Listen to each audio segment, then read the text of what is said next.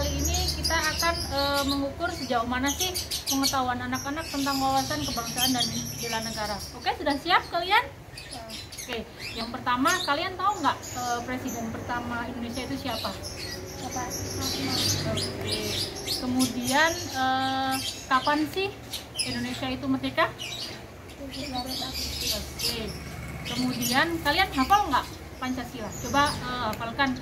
Kamu sila pertama, terus kamu sila kedua gantian. Coba.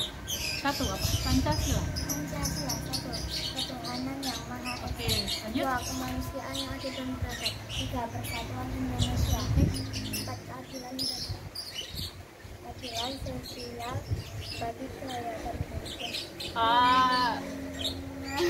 Tadi apa? Coba empat kerakyatan yang dipimpin oleh hikmat kebijaksanaan dalam permusyawaratan dan perwakilan, ya. Terus yang kelima apa? Kelima, keadilan Keadilan sosial bagi seluruh rakyat Indonesia. Kemudian lagu kebangsaan, tahu apa? Lagu kebangsaan Indonesia itu apa? Apa? Indonesia. Bendera Indonesia Raya. Itu lagu kebangsaan negara Indonesia. Kemudian rukun Islam. Rukun Islam ada berapa? Rukun Islam ada berapa? 5. Oke, yang pertama adalah membaca syahadat. Kemudian harus sholat 5 waktu. Kemudian yang ketiga zakat. Kemudian yang keempat itu kita puasa. Yang terakhir adalah kita harus menjalankan ibadah haji bagi yang mampu. Teman-teman tahu nggak sih bela negara itu apa?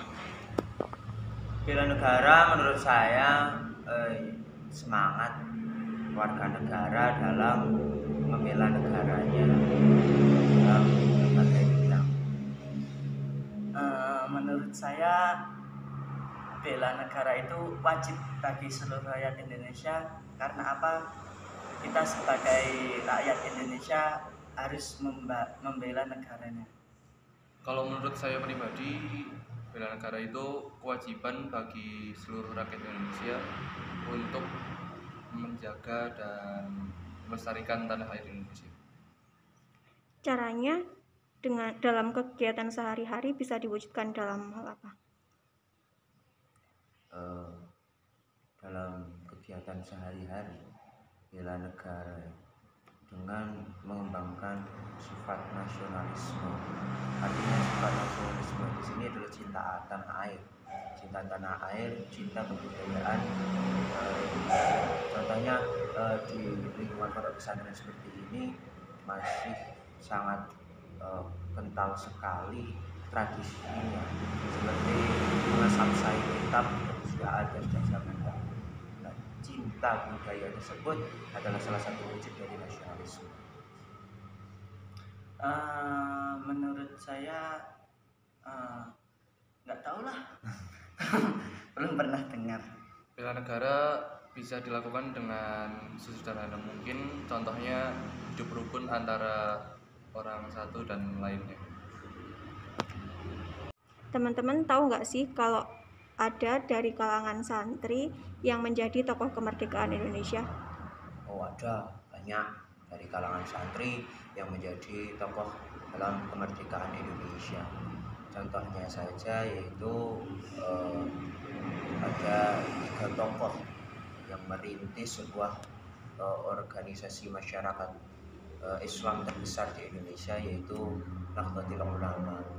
Siapa lagi kalau bukan Hadratus Syekh Hasyim Asy'ari, lalu Mbah Wahab Hasbullah, dan Mbah Bishri Syamsuri. Ketiga tokoh itulah yang merintis Nahdlatul Ulama yang membantu dalam kemerdekaan Indonesia. Setahunya saya banyak sih. Kalau menyebut dari satu-satu banyak, jadi saya teruskan aja langsung yang ketiga. Kalau tadi teman saya menyebutkan Mbah Hasyim Asy'ari, saya tahu tokoh agama yang berteman dekat dengan Hasyim Asy'ari yaitu Mbah Ahmad Dahlan. Kalau dulu santri ikut terlibat dalam peperangan, berjuang melawan penjajah, kalau santri milenials nih, apa sih yang bisa kalian lakukan untuk membangun Indonesia? Hal yang bisa dilakukan santri untuk membela tanah air atau bela negara itu dengan bersikap sopan santun di masyarakat. Setahu saya santri itu dari dulu masih mencintai tanah air Indonesia itu dengan mengumandangkan upacara 17 Agustus. Dari dulu sampai sekarang itu masih terjaga.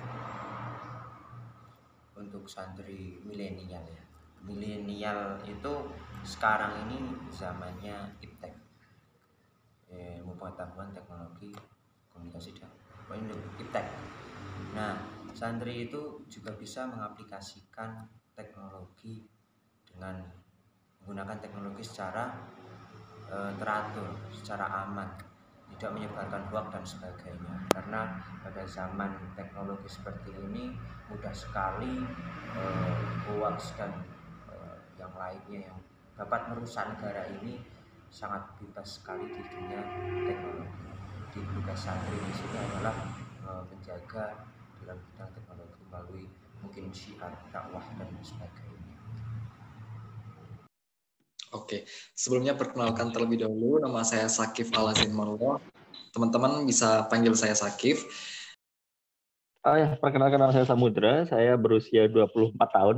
Nah, saat ini saya juga sedang mulai membangun komunitas yang bergerak di bidang pendidikan, yaitu komunitas ABC Indonesia atau Aku Berani Cakap Indonesia.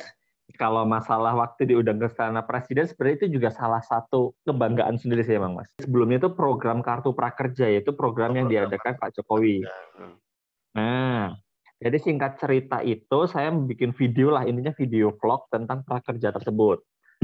Nah, terus singkat cerita, saya termasuk dari 20 orang itu, dari sekian ribu orang, seluruh Indonesia dipilih 20. Di seluruh Indonesia, jadi dari Sabang sampai Merauke, seluruh Indonesia dipilih 20. Dan waktu itu diundang ke Istana Presiden.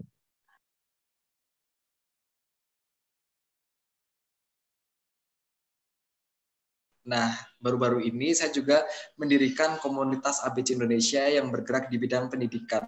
Seperti yang kita ketahui bersama, bahwa Wonosobo itu merupakan kota dengan indeks pembangunan manusia terendah keempat se-Jawa Tengah. Hal itu yang membawa saya untuk pada akhirnya mendirikan ABC Indonesia ini. Banyak teman-teman yang setelah SD langsung kerja, setelah SMP langsung kerja, setelah SMA langsung kerja, yang mana mereka belum memiliki bekal seperti itu. Nah, ini menarik nih Mas. Ini sempat saya diskusikan dengan Pak Jokowi. Diskusi gitu, kayak ngobrol gitu. Ngobrol sama Pak Jadi, Jokowi. Ya standar lah biasa ya kan. Kabinet udah sama presiden. Jadi waktu itu sempat kita ngobrol, ya ada beberapa tadi sama teman-teman yang lain juga, bahwa kalau kita sebagai kaum milenial, generasi Z, ya kan, generasi Z, itu tuh kebebasan finansial adalah salah satu cara bela negara. Kenapa? Karena waktu itu sempat kita ngobrol, ada salah satu teman saya itu dari Aceh, dia tuh udah bisa mengembangkan apa sih namanya? Kayak digital blog gitu. Jadi dia bisa ngedit-ngedit, bikin video, bikin foto segala macam untuk produk. Nah, di sini saya tanya waktu itu belajar dari mana? Dia hanya belajar online. Belajar online. Nah, ini penting banget untuk menurut saya itu kebebasan anak muda atau kita bebas dalam apa namanya finansial tadi adalah salah satu bela negara untuk bagaimana anak muda di Indonesia dengan masih usia-usia 20-an tapi udah bisa menghasilkan uang sendiri, tidak menjadi beban dan bisa bahkan membuka lapangan pekerjaan. Kayak saya sendiri Mas, sedikit cerita juga Mas. Saya salah satu juga yang ikut program prakerja itu waktu itu membuat angkringan. Jadi kayak nasi kucing gitu Mas. Nah, di situ saya mengajak teman-teman saya, tetangga saya yang waktu itu emang belum ada kerjaan, belum ada kegiatan. Saya ajak mereka lah untuk ikut jualan, untuk jaga angkringannya, terus bagi hasil seperti itu. Jadi menurut saya, ketika kita anak muda udah bebas finansial, bisa memiliki pendapatan aja deh. Itu udah salah satu aksi bela negara yang nyata gitu. Assalamualaikum warahmatullahi wabarakatuh. Kami peserta Latsar CPNS 2021 Angkatan 11 Kelompok 4 ingin menyampaikan hasil analisis tentang wawancara yang sudah kami lakukan tadi kepada 6 narasumber yang berbagai elemen masyarakat. Selanjutnya kesimpulan akan dipaparkan oleh Mbak Aska Asmi Kamila. Monggo Mbak. Ya, terima kasih Mas Fikri. Dari hasil wawancara dengan 6 narasumber, yaitu 1 orang influencer, 3 orang santri, dan 2 orang siswa SD, pengetahuan generasi muda tentang bela negara cukup baik, walaupun ada 1 narasumber yang kurang menguasai tentang bela negara. Ini menandakan masih ada harapan bagi Indonesia untuk memanfaatkan bonus demografi yang akan terjadi di tahun 2035. Dengan pemuda-pemuda yang masih memiliki kesadaran terhadap wawasan kebangsaan dan bela negara, maka akan menjadi bekal dalam menghadapi tantangan di masa yang akan datang.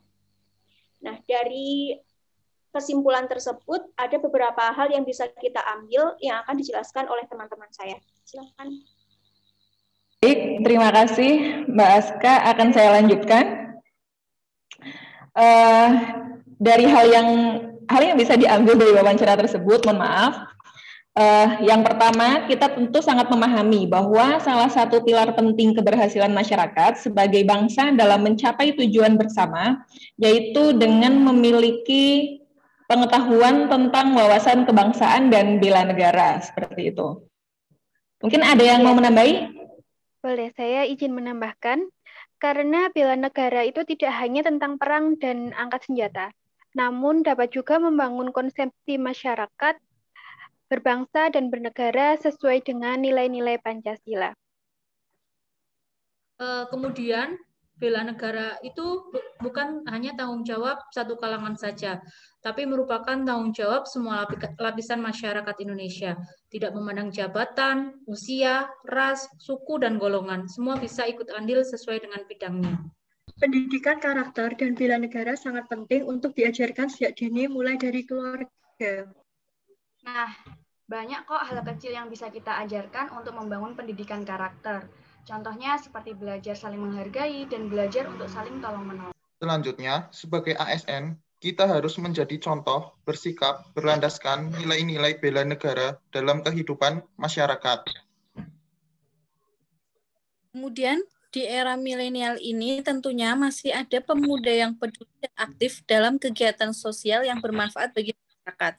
Harapannya, kalangan ini bisa membawa pengaruh yang baik untuk pemuda yang lain yang masih belum memiliki kesadaran tentang bela negara. Selanjutnya, kebebasan finansial merupakan salah satu bentuk bela negara, sehingga kita tidak menjadi beban untuk orang lain, tetapi bisa mungkin berkontribusi dengan potensi dan materi yang kita punya.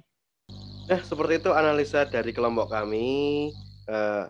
Mungkin saya kesimpulkan seperti ini, bahwa banyak potensi yang dimiliki oleh bangsa Indonesia, terutama anak-anak mudanya, dan semoga dengan banyaknya bermunculannya banyak orang anak-anak muda yang giat, yang selalu berusaha untuk berkarya bagi negeri, maka diharapkan bahwa kedepannya Indonesia akan lebih maju lagi, SDM-nya akan semakin maju lagi, harapannya seperti itu.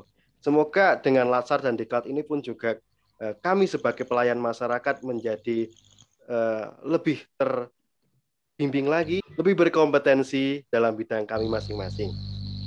Sekian dan wassalamualaikum warahmatullahi wabarakatuh.